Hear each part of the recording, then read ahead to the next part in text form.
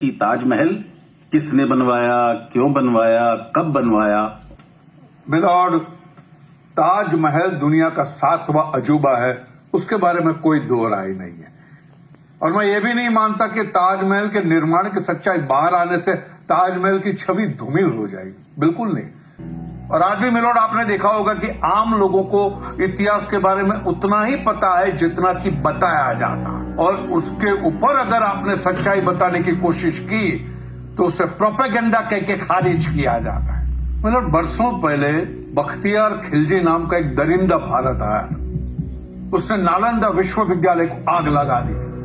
नालंदा विश्वविद्यालय जहां दुनिया भर से लोग पढ़ने आते थे, 90 लाख किताबें जला दी थी। 3 महीने तक आग जलती रही, हजारों विद्यार्थियों शिष्यों को काट के रख दिया, और असली भारत का इतिहास उस आग में स्वाहा हो गया।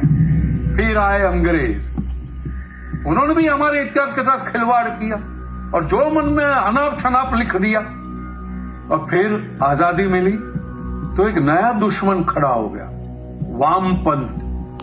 और जाहिल वामपंथी इतिहासकारों ने अपने हिसाब से इतिहास को तोड़ा मरोड़ा और एक नया इतिहास रच दिया। आप देखिए मिलॉर्ड, हमें अंग्रेजों के अत्याचार के बारे में पढ़ाया जाता है, कभी मुगलों के अत्याचार के बारे में नहीं पढ़ाया जाता। वरना सब जानते हैं देश में अनगिनत मंदिर टूटे हैं, सोमनाथ से लेकर काशी विश्वनाथ तक, लेकिन उसका कोई जिक्र नहीं है। अंग्रेजों ने 200 साल राज किया मिलॉर्ड, लेकिन कभी भी किसी मंदिर को तोड़कर गिरिजाघर नहीं बनाए। मिलॉर्ड, जिस शाहजहां को सेक्युलर कहा जाता है कि सभी धर्मों से प्यार करने वाला, सभी लोगों को गले लगाने वाला, एक मासूम सा क्यूट सा, वो शाहजहां ने देश में अनगिनत मंदिर तोड़वाए हैं और अकेले बनारस में 76 मंदिर तोड़वाए हैं। यही प्रमाण है शाहजहां कितना सेक्युलर था। या हमारे देश के कुछ सेक्युलर तो रामायण और महाभारत पे भी सवाल उठाते। उनके हिसाब से तो राम और कृष्ण का तो कोई अस्तित्व ही नहीं है, ये तो सब काल्पनिक पात्र है। लेकिन उनके संदेह को मिटाने का काम हमारे आर्कियोलॉजिकल डिपार्टमेंट ने किया। उन्होंने रामायण और महाभारत के प्रमाण तो दिए और उन तथाकथित सेक्युलरों के मुंह पे तमाचा भी चढ़ दिया।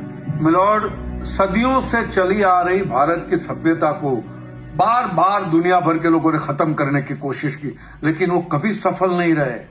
वो सभ्यता आज भी बरकरार है। क्यों?